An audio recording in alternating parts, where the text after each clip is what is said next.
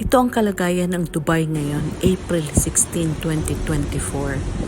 Sa tinagal-tagal ng panahon, ngayon lang nagkaroon ng isang napakalaking bagyo sa bansang United Arab Emirates sa Dubai.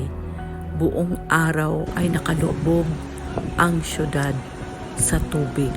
Ang taas-taas ng tubig baha sa Dubai, United Arab Emirates. Talagang iba na talaga ang mundo ngayon. Ito ang sinasabing naapektuhan na tayo ng climate change, ang pagbabago ng klima, nang dahil din sa kapababayaan ng mga tao.